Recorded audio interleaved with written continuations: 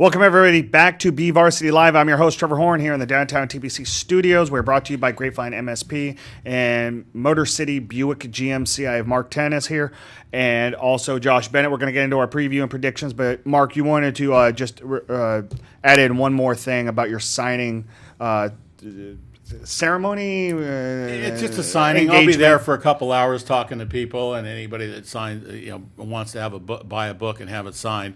But the point I wanted to make was that it's also a charity event for a local Kern superintendent of schools literacy programs. Okay. And it'll be separate. The part of the proceeds will go to local schools. So there's also a charity element to it. It's not just us trying to sell a bunch of books. Right, so sure. It's a community event. Great cause. Thank you. Thanks Yes. for being here. I appreciate it. Let's get into it. Josh, hi, welcome. Hi, yeah. Thanks for chilling out for the last half hour. No, I mean, I actually, I wanted to sit in and this is just really going to be a really interesting interview, and I wanted to hear it, and it was. I was glad I was able to sit in on it. I got to know Mark pretty well during state basketball because it's been, for the last, 8 or 9 years, it's been hosted in Sacramento, and back then it was at the old Arco Arena, now it's at the Golden One Centers, where I think, we had met each other and gotten to know each other, and then working through, high school sports, being able to just kind of, get the information off of Mark as much like at a local level, like we get off of your friend Bob Barnett,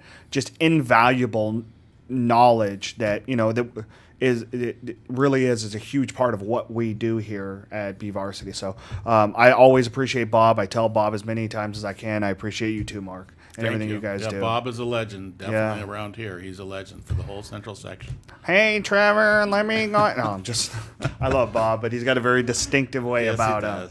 And that car that he drives, oh my gosh. El Camino. Yeah, he is something else. I remember John Mattis, our college reporter, he had to take we had not given him his stack of newspapers yet, and so I actually had John take him to Fresno last year for the section finals at Selland, and he took him out there, and the last thing he would ever think to see is a guy like Bob Barnett, who's in his probably his 70s now. About 72, I think now. Yeah. And he's just got this incredible El Camino. I think it has red leather interior in it. Is that right? Do I have that right? It's something like that, but it's just like it's ancient, but it is a sick car. So it's a good personality trait for Bob to have. So we're getting late into our predictions only because it is a very small week, really, in Kern County. We only have 3 games actually being played in Bakersfield. The SSL is a full slate with 3 games, and then Wasco is hosting Delano in a non-league matchup. But other than that, I mean, it's just out-of-area teams, and it's, the entire city of Bakersfield really is dark other than, a game at South, a game at BCHS, which is going to be on ESPN, and then the game that you and I are going to be over at BHS. But other than that, it's a quiet night. So last week and this week, most of the teams are on a bye. Yeah, but then next week you get right into it. Yeah, with the league starts next week. And league in September is incredible to me. But that's the new world we live in, right, Mark? Mm-hmm. Oh yeah. So let's get into these real quick. The 8-man games tomorrow night. Lancaster Baptist at Desert. Lancaster Baptist kind of come in here, with.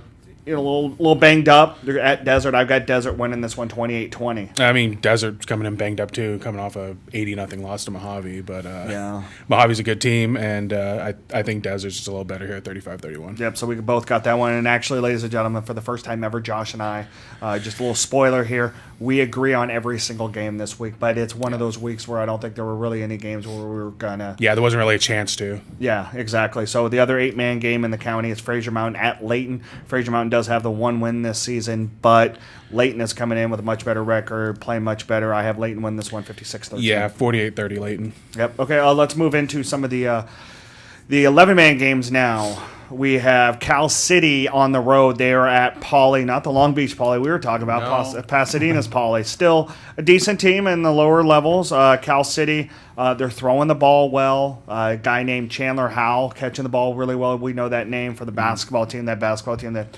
scored, 160 points at one point. We had to have that conversation that night about that game. So he's on the receiving end. Is that a record or not? Is it a record? Yeah. What is it? Doesn't really matter. I mean, but that's a long time ago. I don't have Cal City really kind of coming anywhere close to Poly. I have this one 35-13. No, 42-21 Poly. Moving on, Bishop and Burroughs, the kind of something's got to give here. Both teams not playing all that well this year. Bishop's looking a little bit better here. Burroughs really, I mean, you think about that team last year. They had 31 seniors, and they had all played together since fourth grade, since Pop Warner football, and they showed it. They went deep in the Southern Section playoffs. You graduate all those seniors in a one town, one school environment, and this is what happens. They finally got on the board last week after only scoring 6 points in the first 3 games. Wow. So tough run for Burroughs so far. Yeah. I've got Bishop that won in this one. Really, this is my one little kind of toss-up game. I've got Bishop winning this one 14-13. Yeah, I got Bishop a little more, 38-13. I think Burroughs figured out how to get on the board, but Bishop's just a better team. This is just a down year for Burroughs. Yep. We talked about this team earlier, Mark. Strathmore at home against Kern Valley. So the Bronx kind of, going through this wave of, what to do, what not to do. Their only win is over Silver Valley out of Yermo. Yeah, on the bad side of history last week. Yeah, exactly. Giving up, Miramonte was able to snap a 14-game losing streak against Kern Valley last week. So here they are against Strathmore. I mean, you saw what Strathmore was able to do last year. They brought a lot of elements back here. Is this one of those situations where at a state level, Mark, you're looking at the Strathmore team and seeing how far they can go undefeated again? Yeah, no, I think they have a good chance to go undefeated. You look at the other teams in their bracket, Division 6. They don't move teams up in the central section very much. I mean, unless a team actually requests it, like Tulare Western did. Right, like if Strathmore were in Division 5, well, that would be a lot more interesting. A lot better teams because they would be going up against 2 other teams, Shafter and Kennedy, and then and Carruthers as well. So. Right, but I think in their division they have a good chance to keep winning and going all the way, winning their section, and then seeing if they're able to defend their title or they're put into a higher division by the state. That could be possible too. When was the last time they were back-to-back 16-0 teams in the state?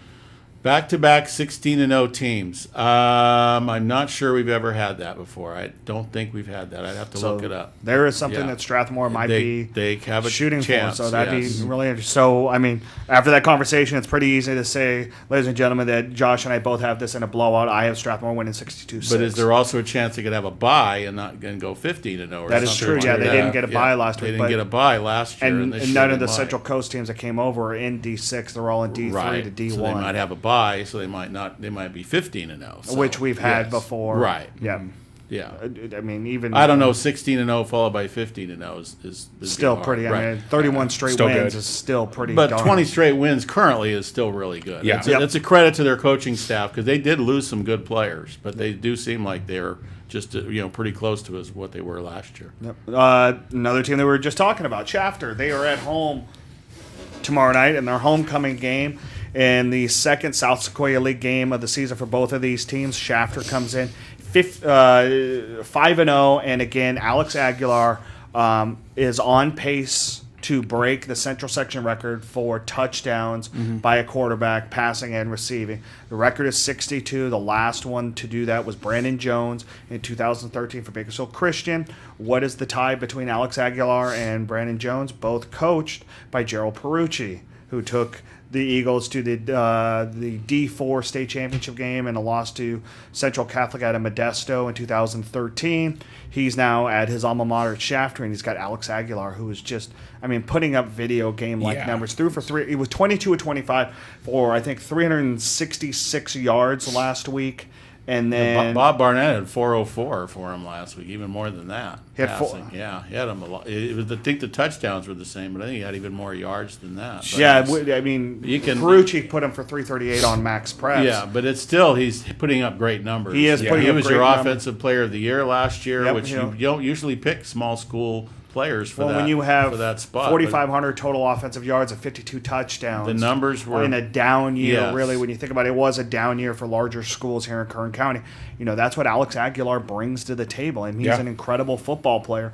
And Taft is on a downward spiral right now after losing last 3 games after starting this season 2-0. So a recipe for success for Shafter. Really, you and I were almost on the dot with our prediction. We had the same prediction last week, and we're darn near. Again, you like extra points more than I do this season. I've got Shafter winning this one 56-13. Yeah, 56-14. I guess I have more faith in kickers than most NFL teams do right now. So, where do you see Shafter kind of lining up? Obviously they're in D5. Them and Kennedy are probably the 1-2 teams with Carruthers in the Central Section. But if either one of them come out, where do you see them lining up in the state playoffs then? Well, I mean, I haven't looked at the computer rankings, but the fact that Kennedy's in that division, Liberty of Madera Ranchos, which Kennedy already beat. They beat them, but that's still a pretty good team. Yes, very much so. The point is, you have Kennedy being 5-0, Carruthers being 5-0, and they're all in that same division. And Corcoran's in that division, which was they won that division last year, yes. didn't they? Yes. Mm-hmm. So you have Corcoran in there. That's going to push their computer ranking on the higher side. Strathmore's computer ranking, even though they're a defending state champion, might go lower.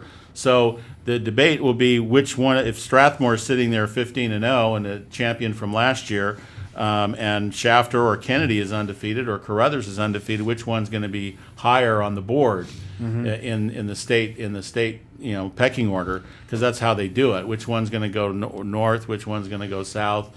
Et cetera. Who's going to be in a play-in game? I mean, there's all those different factors that come into play. And we haven't had a Central Section team in one of those play-in games yet. So. Wasn't Strathmore in one last year? The Hillmar game was a play-in game. Is that how they got to 16 games? Yes, okay. That was a play-in game. I think that was a play-in game. And then they went and beat St. Pat, St. Vincent, and then they won state down in Southern California. That's a gauntlet, man. Yeah, that's a testament to good coaching. Yeah, it was. But so it's hard. Those teams will be down in that range before.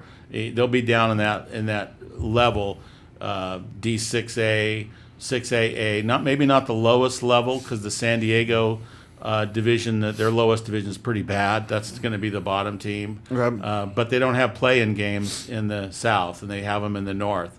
So one of those teams might be doing another play-in game just because the numbers are there, and that's what they have to do. All right. So. Interesting stuff. Let's move on with these real quick. McFarland 4-1, first loss of the season last week in SSL opener against Wasco. They're playing against a Chavez team that finally got snapped their losing streak to East 2 weeks ago, and they come in 1-4. So you look on paper, this is probably going to go in McFarland's favor. But you look at who McFarland's beat this year to have 4 wins, and they're the bottom 3 teams in the Central Section according to Cal Preps. Yeah. Then you add in Coalinga in there that is like 80th right now. Those wins. You're supposed to win those games, right? Exactly. When you're playing the bottom three teams in the Central Section, I still think that McFarland is going to pull this one out. They get their quarterback back. The transfer from Julian Avila, who was a starting quarterback at Chavez, had to sit out 5 weeks. His first game that he plays at McFarland against his old school. So. I think that lends itself to him getting a little bit hyped up, and I've got this one in a close one. I got McFarland winning 21-20. Yeah, I'll take McFarland 27-13. I mean, in the games that you said that they should win, that's hard to get out. I don't know why. They've shown that they have a pretty talented defense. So I mean, facing a down Chavez team, I think they could really impress and erase that warm welcome they got from Wasco into the SSL last week. Yeah, and that's the thing. It's like, welcome to the SSL. This is not what you're used to in the East Sierra. So exactly, yeah. Welcome into town, guys. And then Kennedy, the other team that we've talked about, Mark, they are at home as well against an upstart Arvin team. Arvin, which only won 2 games last season, went undefeated the year before, so they've already surpassed the win total from the last 2 years already in the first month of the season. Yep. You look at a guy like Carlos Nagarzore, I always mispronounce his name. I mean, he comes back after missing the first couple weeks of the season, and he's averaging 113 yards a game on the ground for Arvin. Arvin's running the ball at will in that triple option veer, and they're doing some great things. However, so Kennedy, is Tyreek Walker. Yeah, Tyreek Walker is incredible. When you look at Yokani Sandoval, who has 409 yards rushing on 20 carries and 5 touchdowns this year for Kennedy.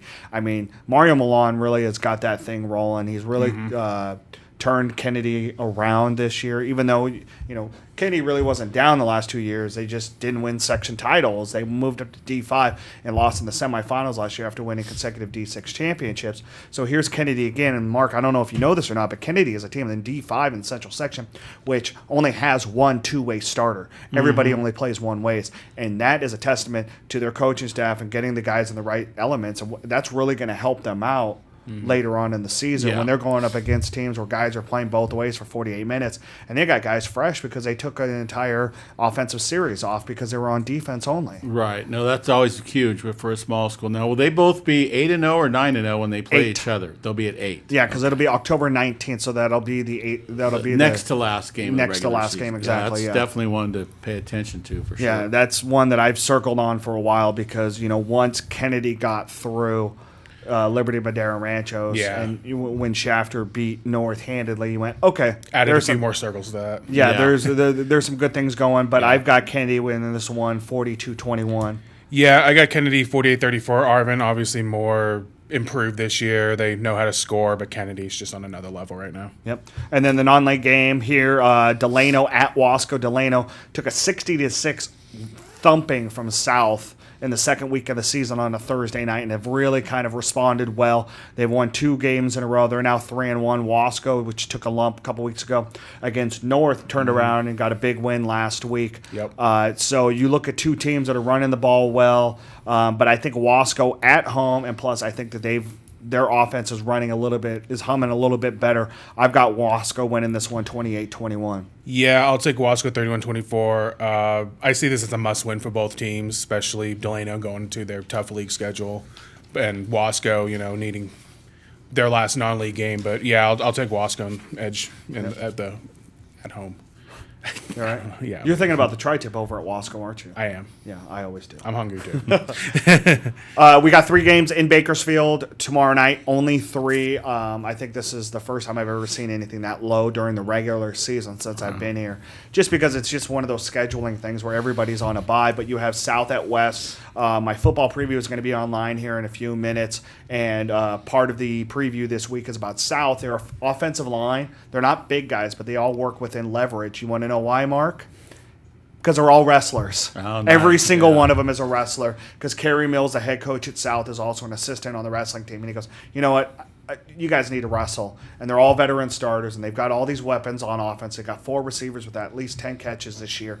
And Bryson Aguirre is a 3-year starter quarterback, and he's able to just kind of pick and pop who he needs. And they've got 5 guys that all have touchdown catches or 40 or more yards. So they're a big play team, and I think they're really playing up to it. Even though they only have about 29, 30 guys on roster, South is playing really good football. And I think that's going to lend itself, especially we don't know what's going on with LJ Lalau. Yeah. Whether or not he's going to be a game-time decision with that leg injury is all that Coach Derek Durham is able to release to me, and that's fine.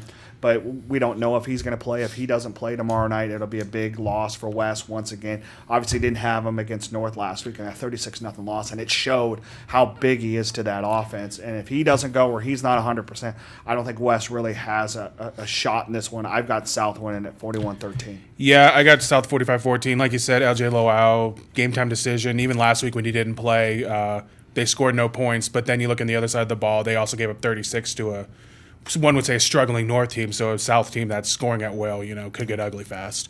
Mark, we're going to move into a game that you know a thing or two about. When you look at this Oaks Christian BCHS game, where do you see this game kind of falling? I think it's going to be difficult for Bakersfield Christian to stay close to Oaks Christian. It might be one of those games that's over at halftime. Yeah. I really do think that's possible. That's no knock necessarily on Bakersfield Christian. Oaks Christian is this might be the best team they've ever had. I mean, they might be. I don't know if they're as good as 2009, but they're very, very good. But it's one of those situations too where it's like much like Garces, they got that 1-1 deal with Bosco because AJ Gass and Jason Negro. Yeah, they have a relationship Sure. because AJ used to be the head coach at Servite, and they're in the same Trinity League. Do you learn from this situation as a head coach? Obviously, because it's the speed of the game slows down so much more for you when you see it at the highest level. And I think really I talked to Darren Carr, and the other part of the preview is about him getting his players. He goes, if you're looking for your why and your why is, getting national exposure, here's your chance. Play your best game, Ben Urosic. Play your best game, Jordan Phillips, who's going to be lining up against Thibodeau at left tackle. Of course. Play your best game, Keontae Glinton, who was getting Pac-12 offers. Play your best game, Myron Randall is coming off a knee injury and is trying to show everybody that he is a D1 football player. It's a great opportunity. Yeah, play your best on national TV. Yeah, it doesn't matter necessarily what the final score is. It matters making a good impression because it is a game that people are going to pay attention to. Yep. And no, exactly. It does, but still, it's going to be a tough road for Bakersfield Christian for sure. And this is just a tough matchup. Yeah. And I think that, like you said, maybe I'm giving a little more credit to BCHS, especially what Dante Harris was able to do a couple of weeks ago with 315 rushing yards for the Eagles over St. Joe. They had a bye. However, I don't think they're going to be able to handle Oaks Christian and what they bring onto the table, and it's not just Thibodeau. I've got Oaks Christian winning this one 42-14. Yeah, 54-21 Oaks. I mean, this is also a down year for Bakersfield Christian. We've seen better teams the past few years, so enjoy being on TV, and like you said, just do the little things right and look good, and hopefully it helps you in the future. Yep, and we'll obviously be there. We'll have video of it for the show tomorrow night. We'll have a photographer out there. We'll have Steve Lynch out there to cover it. So, we'll really kind of set the stage exactly what it's like to have ESPN in Bakersfield. And then the final game that we have is the game, Mark, game that you and I will be at. You get to see revamped Griffith Field for the first time. Yes, I have never been there since it's been revamped. So we should probably actually walk over there and check that out because it's pretty neat what they've been able to do underneath. Here's a Sierra Canyon team that's got a really good sophomore quarterback, but a BHS team, and I know you guys don't have Buchanan ranked below BHS. I know Pagmeter doesn't. I know Cal Preps doesn't. Max Preps doesn't. I have BHS ranked over Buchanan just because I have seen the playmakers that BHS has. And here's the biggest thing, and the reason I bring this up, and we're going to go a little bit over 3 o'clock, is I look at the two best teams in Bakersfield, and that's BHS and Liberty. Right. What the biggest difference between those two teams are, both have great team chemistry, and they both play football really well. But what we saw Liberty do against Buchanan was when you make mistakes, Liberty doesn't have the high-end athletes, the big playmaking athletes. They have the great nucleus of a high school football team, but when you make mistakes, it's hard to come back and get those big plays to bring you back in. BHS has it in spades. When you look at Carl Jones and Cam Williams and Isaac and Isaiah Jernigan, Keontae Bell, defensive guys like Adrian Moreno and Jacob Zyman, but they have the ability to make big plays. And Paul Gola always talks about it's a bend don't break defense, but the offense is kind of. Well, if we limit the turnovers, because it's always going to happen in the triple option. You've seen it before 1,000 times, Mark. There's a lot of handoffs and pitches where it's going to go a little awry. But they feel comfortable in who they are. Yeah. And I think that's the biggest thing, is they're comfortable with their senior leadership. And when Paul Gola historically has a great senior leadership, he has a pretty darn good football team. And I think he's starting to realize that he doesn't know the true identity. He just got a lot of guys that love playing Friday night football. Mm-hmm. No, it should be an interesting game. Now, the reason Buchanan is ranked higher by us and by most people is we know they're going to be playing Central the following week. Yes. So if they, part of the way we do rankings is we look ahead as much as we look back. Right. And when you see Buchanan is going to be playing Central.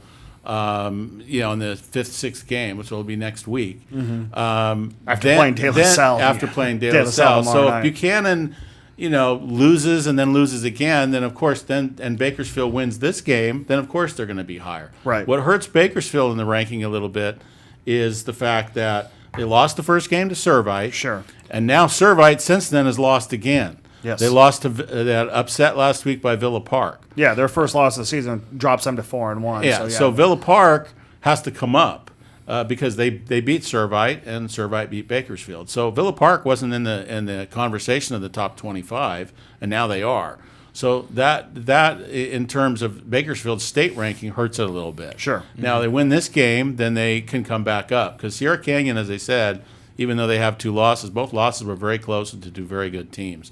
And this should be a toss-up game. I really expect it to be a toss-up game. I'm excited to see exactly what what that secondary BHS could do. Because you look at, Cam Williams is verbal to Washington, Carl Jones is verbal to Colorado.